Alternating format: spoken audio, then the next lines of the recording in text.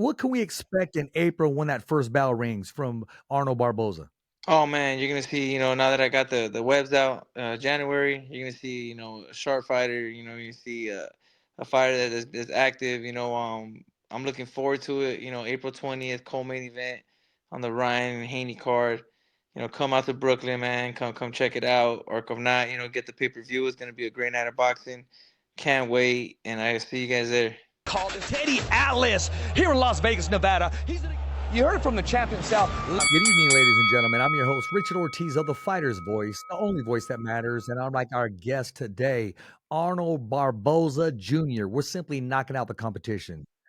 Ladies and gentlemen, it's great honor and privilege to announce our guest today, ranked in the top 5 by every governing body in the world at junior welterweight, and one of the most avoided fighters in the division, the 140-pound division, been challenging all comers, with the exception of somebody trying to offer him a fight with 3 days notice to a week.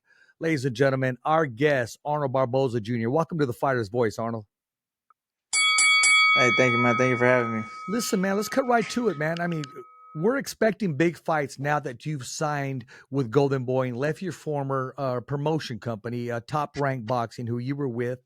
Now you're with Golden Boy. What can we expect, and when are we going to get that call? When I say we, because I've been rocking with you for a second. Oh yeah, man. You know what? It's the process, man, and it's going fast. I think the key thing is activity. I agree. That's what we the main thing. If these guys at the top are busy with other fights right now, so my thing is I want to stay busy. So we're fighting. We fought January, fighting again in April. Hopefully everything goes good. April, fight again in August, and get one in December. Do you know who your opponent is in this next coming fight? This on you're the co-main event of Devin Haney and Ryan Garcia. Yeah, we got a name or two in mind. We're just waiting to announce it, but should be locked in already. But just gonna wait for Golden Boy to announce it. I think you've learned since Regis Prograis challenged you once his opponent did not, whatever reason, it didn't match up properly. You're making yourself available. When these big fights are here, you're making sure that you're in camp and you're waiting for that phone call. And believe me, Arnold, lightning does strike twice. Yeah, so that's one thing that that we're making sure is that that we're gonna constantly be in the gym, and we're always in the gym, but you know you know hopefully the big fight comes soon. Hopefully after this fight we land something big. It's a big opportunity coming up. There's gonna be a lot of eyes, so hopefully it leads to bigger things. You said if you're successful in April, you're talking about what is it? December? No, What you okay. If talking you're about? successful in April, you got another fight possibly in December. Is that the date you gave me? No, no. So if I'm successful in April, I want to fight Okay, again in August. August and then in August. Okay. December. Now listen, Jose Ramirez hasn't named his opponent yet, and I keep hearing different names, and some of the opponents that were a possibility are with Top Rank. I heard from Martin. I heard from different people. But I'll say this, man: if people want to see a fight, and even if a title's not presented, but it should be, I think you need an extra zero at the end of your check for this one.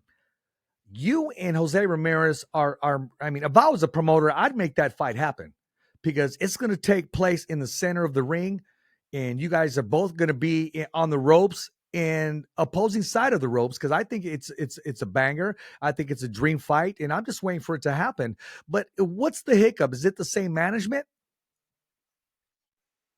No, no, no. I'm not. I'm not with Rick anymore. So we don't have the same manager anymore. So that's not the problem. Um, I think that fight is gonna be made. Hopefully this year. We're gonna push for it. But that fight has not been offered. But hopefully, it could happen this year. I mean, I think it's been a long time coming. Nothing but respect for Ramirez and his whole team. But we're not worried about that. We're worried about April. We got Absolutely. April 20th. And then after that we can with that being successful, April 20th we can talk about Jose Ramirez fight. But I got my fight in April. I know he has his fight April, like a week after I think it is. So So hopefully both of us are successful, and hopefully maybe we can meet after that. Who knows? Maybe it could be for I'm a going to title. say one comment, and then I'm going to move on as you're moving on. You've mentioned his name about 6 years ago, maybe 7, on the undercard when I interviewed you of the Lomachenko undercard, or I believe it was Bud Crawford. I can't remember. It was in L.A.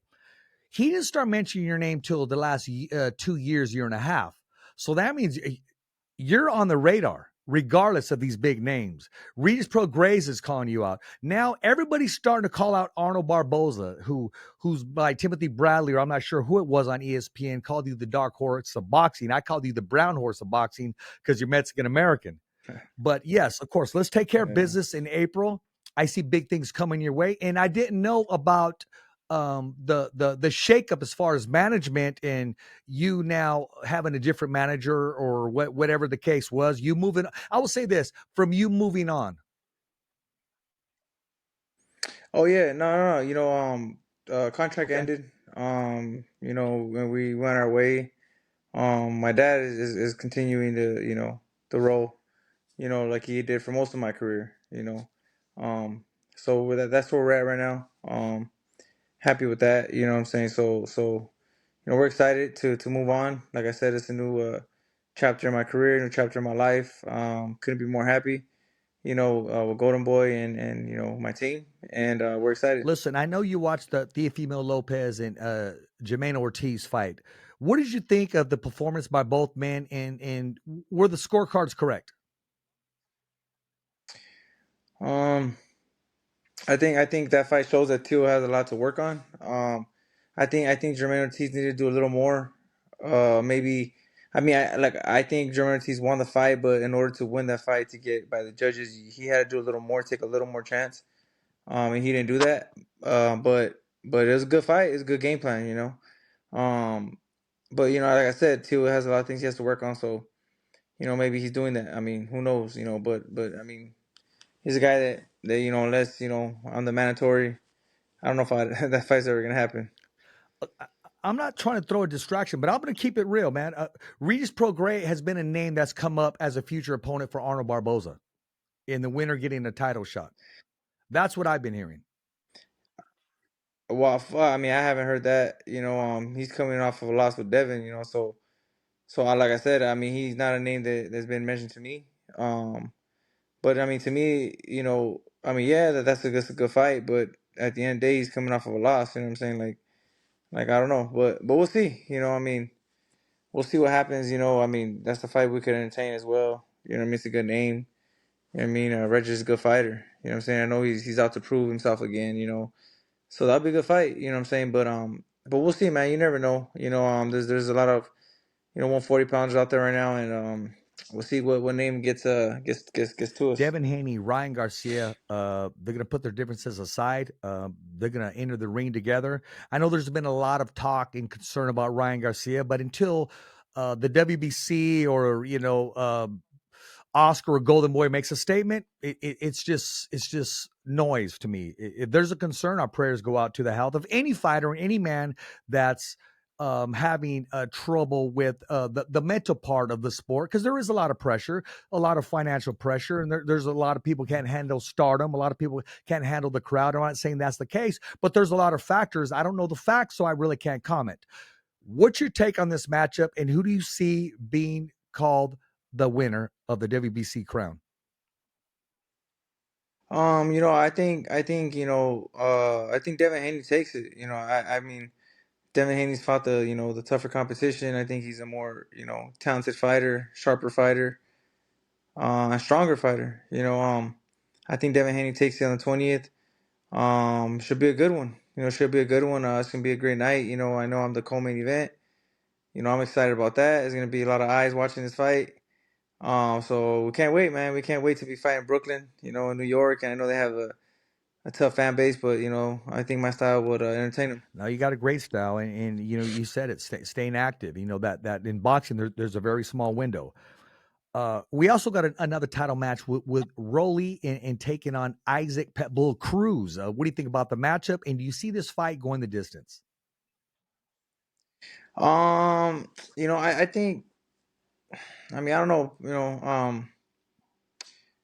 I think Pitbull Cruz takes it.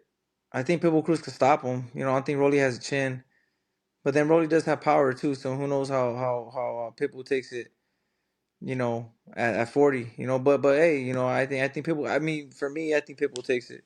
You know, I think he has a chance to stop him. So I think it'll be too much. So we'll see. It's gonna be a Is good he the fight. sharper of the two, or is he just the powerful of the two? Or what reason why do you say he'll be successful over Rolly? I think the activity of Pitbull and you know his style. You know, I mean, I don't think Rolly has a good style, or I don't think Rolly even has style at all. So I mean, I just think Pitbull's gonna beat him. I think he's gonna beat him. I think he might stop him. Arnold, do fighters avoid other fighters? Do they make it a point to avoid a certain fighter when the public is calling and screaming for a certain matchup? And then you're going to see where I'm going with this. I don't know. You know, I don't know. I think a lot gets involved. You know, you got promoters, managers, TV networks. You got I mean, there's a lot of little things that could go into that fight that gets in the way. You know, I don't think fighters necessarily avoid fighters. I don't think any fighters really scared of anybody. You know what I'm saying? Because at the end of the day, we're fighting. You know what I'm saying? That's what we do. You know what I mean? But I don't know. I don't necessarily think that as fighters avoiding fighters. I just think it's a lot of little things that get in the way. What fighter out there in possibly the light heavyweight division, or let's move back down to the 168-pound division, the super middleweight? What fighter out there tests David Benavidez and possibly can dethrone David Benavidez? Man, I don't know. Benavidez is doing his thing right now, man. You know, he's on a roll. You know, he's on a train right now. So I don't know. You know that's still to be determined. But what weight does that guy Better be of and what? Yeah, he's at 175. Okay, yeah, That'd be a great match. yeah. So I But don't know. he has the fight of his lifetime coming up. Hmm. And two undefeated fighters, and I think when the smoke is clear, but David's moving up to, he's not waiting around, and that's what you do. You're not going to wait around. He wanted that matchup with Canelo for whatever reason. I don't know, but Canelo can make these decisions right now. I just think that it would be a great matchup, and I don't want to be talking about what everybody else is talking about. So it's not going anywhere until we see it going somewhere. Then it is what it is. I'm just talking about now David Benavidez's career, if anybody can, in fact, dethrone him. When you said you don't know, then we already know if that matchup takes place because his name wasn't mentioned. Yeah. So I mean, I don't know. I see Benavidez beating pretty much anybody right now at 68. Because I'm not too sure who's in the division, but I like Benavidez, man. Solid fighter. Do you see Bud Crawford being successful and possibly cleaning out the whole junior middleweight division as he did the 140-pound division, as he did the 147-pound division? Can he do the same thing at 154 pounds? Oh yeah. I think Bud's the best in the business right now. I think Bud could do that. I think so. But we'll see. It's gonna be a good fight, but I think Bud can do it, man. You got Tim Zoo, who's going to be putting everything in the ring. He's taking on one-time Keith Thurman. What do you think about the matchup? Does the long layoff, will it affect Keith Thurman, or is Tim Zoo the real thing at 154 pounds? I think Tim Zoo's really good at 54. He's really strong. Yeah, the layoff's gonna affect Keith, but I think either way it was gonna be the same, same outcome. I think Tim Tszyu takes that fight, so I think either way it was gonna be the same outcome. But it's a good fight. I mean, I just think Tim Tszyu's gonna be too much. There's some fights that have been mentioned before, but until they're signed, sealed, and delivered, I mean, the fans could talk about this and that all day long. We got a big fight coming up in the heavyweight division. Anthony Joshua taking on Ngannou. What do you think about the matchup in the transition MMA heavyweight champion of the world is making to boxing, and can he repeat the same performance as he did against Tyson Fury? And I it think takes so, place man, this because I Friday. think the guy's so strong. I think he hits hard. You see, he dropped Fury. You know what I'm saying? And I don't think Anthony Joshua has like the greatest chin in the world either. So it can get interesting. I think it just takes one punch, but then again, I think Joshua is very athletic too. So we'll see, man. After that with Andy Reid, right? I don't think Joshua was really the same, but it's gonna be a good fight, man. I'll be watching. One of the names that had, the WBC has dropped the whole rankings of Andy Ruiz Jr. Is that a correct move by then if they're not active? And can you see him making another run in the heavyweight division? Yeah, I can see him making a run. He already has the name. You know, I think he's just a fight, like one fight coming back, or 1 or 2 fights. But and yeah, that's good. Because he's not active. So why are you gonna keep him up there? So active fighters should stay on top. I mean, I remember I wasn't active for like 6 months, and then one of the sanctioning bodies dropped me to like a few spots, and I was like, what the? So it should happen. You know what I mean? So we'll see.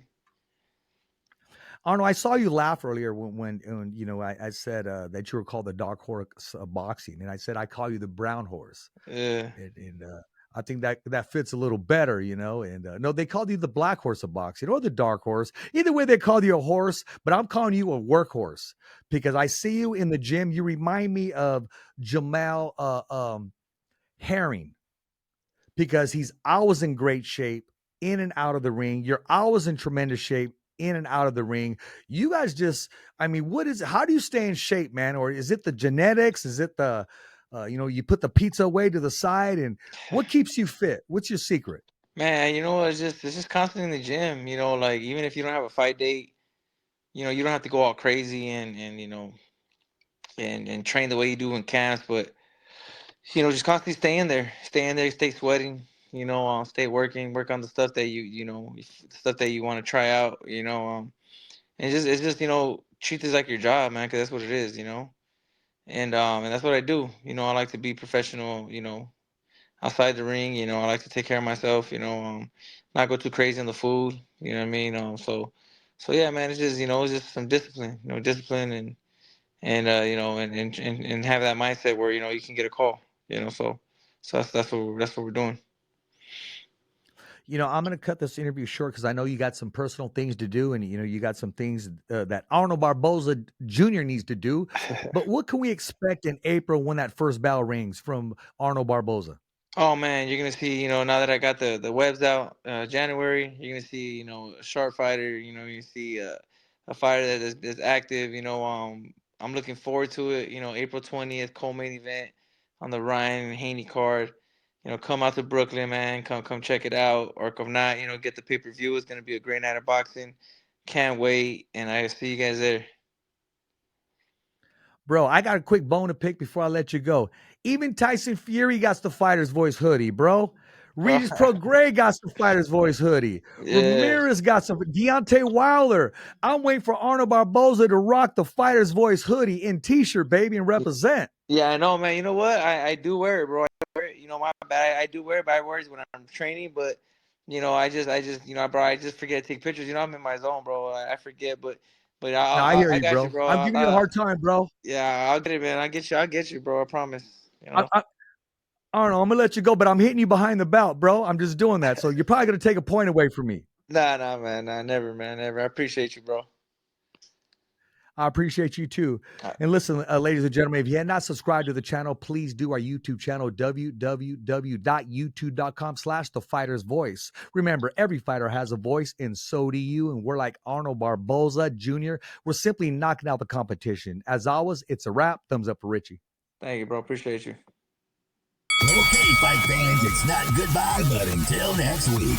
Remember, it's always voiceography at its finest. So on behalf of Richard Ortiz, the special guests, and all the crew, saying hasta luego, babies. And always, thanks for listening.